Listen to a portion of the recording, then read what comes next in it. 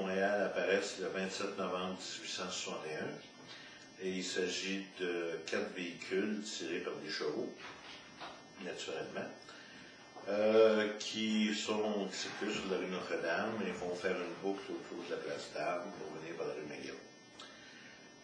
Cette époque-là va durer de 1861 à 1886, au moment où on commence à découvrir l'avènement de l'électricité. Et 6 ans plus tard, Montréal est doté le 21 septembre 1892 d'un réseau électrique qui est naturellement requiert des rails soudés et de refaire finalement virtuellement le réseau complet. On s'inquiète un peu la première année, mais tout marche rondement et 2 ans plus tard, il n'y a plus de tramway à choix à Montréal.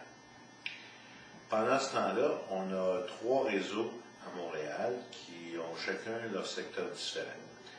Vous avez la Montreal Street Railway qui possède le centre-ville et vous avez 2 autres réseaux de banlieue, un étant la Montreal Terminal Railway qui se rend au bout de l'île, et vous avez également la Montreal Park and Island Railway qui couvre le Sault-Récollet, Cartierville et la Chine.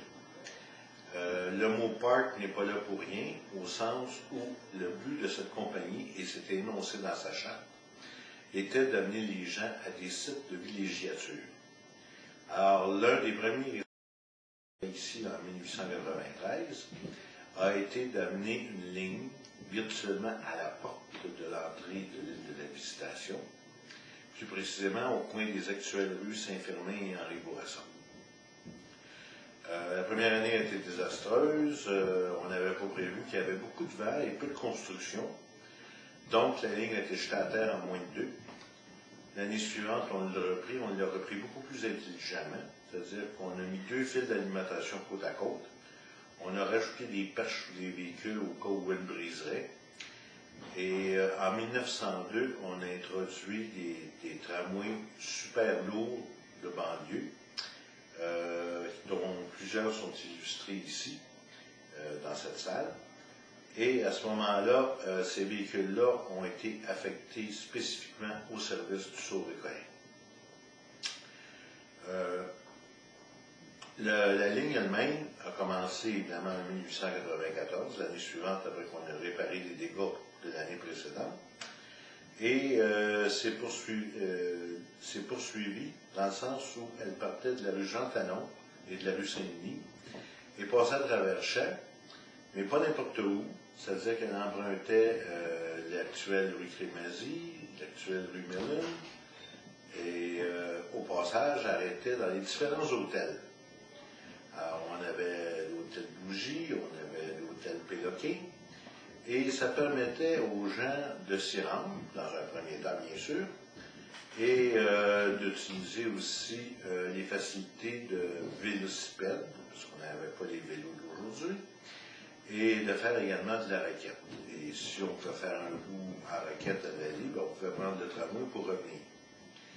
Alors, on a monté la ligne par la rue Merlin jusque sur la rue Henri Bourassa. Et on s'est rendu jusqu'à la terre de M. Anderson, qui était précisément à proximité de l'île de la Visitation. Curieusement, c'était la limite de la ville de Montréal, au sens où ce qui est aujourd'hui Montréal-Nord commençait là. Il a fallu attendre par la suite quelques années, il fallait attendre 1908, pour qu'on construise une autre ligne, toujours par la Montreal Park and Island, qui se rendait à l'autre extrémité de Montréal-Nord, à ce qu'on appelait la traverse à Sigouin, qui était au coin de Pigeon et Gouin. Et là où la rivière des Prairies était à son plus étroit, ce qui permettait à un simple bac de pouvoir traverser d'une rive à l'autre. Et de l'autre côté de la rivière, on était au quartier Saint-Vincent-de-Paul, et plus précisément au Vieux-Penn, l'ancien pénitencier, aujourd'hui désaffecté. Et ça permettait quand même aux gens de pouvoir rendre visite aux prisonniers et peut-être de leur apporter des limes pour limer leurs barreaux, des choses comme ça. Alors, évidemment, de ce fait, on a divisé la ligne en différents tarifs, c'est-à-dire que pour se rendre jusqu'à la rue Chambord, il en coûtait 5 cents. pour se rendre jusqu'à l'île de Visitation 6, pour se rendre au boulevard Saint-Michel 7 et pour se rendre au bout de la ligne 9 sous. Alors à ce moment-là, évidemment, c'était proportionnel à la longueur.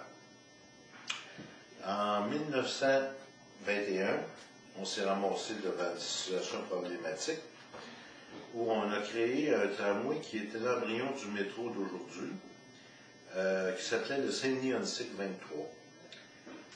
Ce tramway-là, en fait, on l'a essayé de façon extrêmement prudente parce qu'on avait un tramway qui allait jusqu'au boulevard Crémazie, mais se risquer au nord de ça était prendre des chances. Alors, on envoyait un tramway sur deux à la gare d'Huntsic, qui se situe en diagonale aujourd'hui avec la station Henri Bourassa.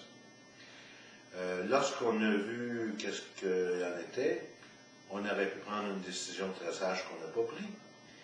On s'est dit, qu'est-ce qu'on fait en au bout de la ligne? Alors, on a pris la mauvaise décision, pour commencer. On a fait une ligne transversale qui partait de l'extrémité de Montréal-Nord, c'est-à-dire de la rue Pigeon, et qui se rendait de l'autre extrémité à Bordeaux. Ceci parce que le gouvernement provincial avait exigé la construction d'une voie pour desservir la prison de Bordeaux, actuel centre de détention de Montréal, et de transporter des prisonniers à partir de cet endroit jusqu'au palais de justice au centre-ville. La compagnie qui a été payée pour l'affaire en a profité pour se rendre jusqu'au point de boulevard Gouin, Pointe-Carré, et a établi une ligne transversale qui ne satisfait personne. Parce que lorsqu'on arrivait à la gare d'Huntsic, il fallait se diriger soit vers l'est, soit vers l'ouest. Alors, ça n'a pas été long qu'on s'est aperçu que la circulation se faisait plutôt en direction est. Et en 1927, on a construit un triangle de virage à l'angle des rues Gigi-Gagné et Henri Bourassa, aujourd'hui. Et l'année d'après, on inaugurait ce que beaucoup de gens, et en tout cas des aînés, se rappellent, le fameux Saint-Denis 24. Ça a été une entreprise qui s'est évidemment révélée un succès. On n'a pas annulé le Saint-Denis pour autant, en raison évidemment de l'affluence sur cette rue-là. Mais on a envoyé le 24 quand même jusque-là, et même à l'occasion, on l'a envoyé jusqu'au bout de la ligne. Là encore, on s'est aperçu qu'on faisait une idiotie, parce que ça ne servait à rien d'envoyer un tramway quasiment vide, aller faire quelques kilomètres de plus pour rien, jusqu'à l'extrémité du boulevard Gouin, et à l'occasion, rentrer dans le cinéma qui fut un jour construit, le cinéma Régal.